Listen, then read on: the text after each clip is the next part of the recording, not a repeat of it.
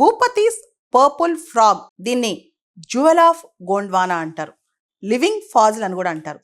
దీని వయసు అంటే ఈ స్పీషీస్ ఎప్పటి నుంచి భూమి మీద బతుకుందో తెలుసా? అంటే దాదాపు ఈ స్పీషీస్ అనేది 80 మిలియన్ ఇయర్స్ బ్యాక్ నుంచి భూమి మీద ఉంది. డైనోసార్స్ టైం నుంచే ఉందంట. ఈ స్పీషీస్, ఈ ఫ్రాగ్ స్పీషీస్ ప్రత్యేకత ఏంటంటే ఇది భూమి లోపల ఉంటుంది. ఓన్లీ మేటింగ్ టైంలోనే, రైనీ సీజన్లో మేటింగ్ టైంలో బయటకు వస్తుంటుంది. ఎక్కువగా వెస్ట్రన్ ఘాట్స్లో ఈ స్పీషీస్ చూస్తుంటాం అనమాట. యాక్చువల్లీ డాక్టర్ సుబ్రహ్మణ్యం భూపతి గారు అని చెప్పి హెర్పటాలజిస్ట్, ఈయన దీనిపైన చాలా రీసెర్చ్ చేస్తూ 2014లో మరణించారంట.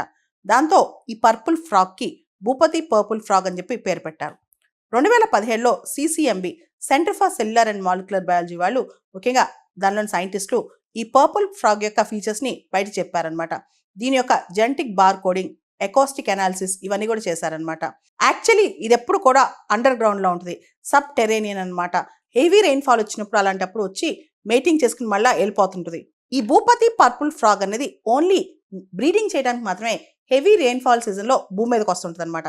కాబట్టి దీన్ని కనిపెట్టడం, దీని ఎకోస్టిక్స్ అంటే ఇది ఎక్కడ ఎలా చేస్తుంది అనేది డిటెక్ట్ చేయడం చాలా కష్టం.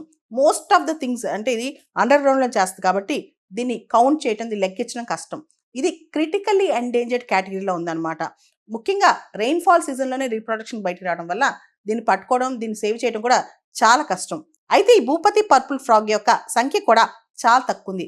ముఖ్యంగా వీటి హ్యాబిటాట్ లాస్ కావచ్చు, పొల్యూషన్ లెవెల్స్ కావచ్చు, వాటర్ ఎక్స్ట్రాక్షన్, అండర్ గ్రౌండ్లో డిగ్ చేసి వాటర్ ఎక్స్ట్రాక్షన్ చేయడం వల్ల కావచ్చు, ఇలా రకరకాల కారణాల వల్ల భూపతి పర్పుల్ ఫ్రాగ్స్ అనేవి బతుకుండట్లేదు, చనిపోతున్నాయి అంట.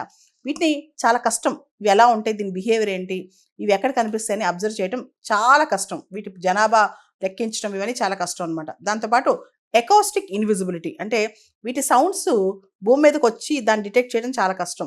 ఎటువంటి రికార్డింగ్ ఎక్విప్మెంట్ పెట్టినా వీటి సౌండ్స్ తెలుసుకోవడం చాలా కష్టం అనమాట. దాంతోపాటు ఈ భూపతి పర్పుల్ ఫ్రాగ్స్ అనేవి వెస్ట్రన్ ఘాట్స్ ఈ ప్రాంతంలో ఉంటాయి కాబట్టి అక్కడ ల్యాండ్ యూజ్ చేంజెస్ రావటం, వాటర్ ఎక్స్ట్రాక్షన్ ఎక్కువ చేయడం వల్ల కూడా వీటికి చాలా థ్రెట్ ఏర్పడిందంట. హైదరాబాద్కి చెందిన సిసిఎంబి సైంటిస్టులు వీటికి సంబంధించి జెనెటిక్ బార్ కోడింగ్ చేసి ఇవి సపరేట్ స్పీషీస్ అని చెప్పి గుర్తించారనమాట. వీటి ఎకోస్టిక్ అనాలిసిస్ కూడా చేశారు. వీటి సౌండ్స్ని బట్టి ఈ మేటింగ్ కాల్స్ ఎలా ఉంటాయని చెప్పి అనాలిసిస్ కూడా చేశారనమాట. ఈ భూపతి పర్పుల్ ఫ్రాగ్స్కి చాలా ఎవల్యూషనరీ హెరిటేజ్ ఉంది కాబట్టి, ముఖ్యంగా ఇవి 80 మిలియన్ ఇయర్స్ ఓల్డ్ నుంచి స్పీషీస్ ఉన్నాయి కాబట్టి వీటిని జ్యువెల్ ఆఫ్ గోండ్వానా అని కూడా పిలుస్తారనమాట.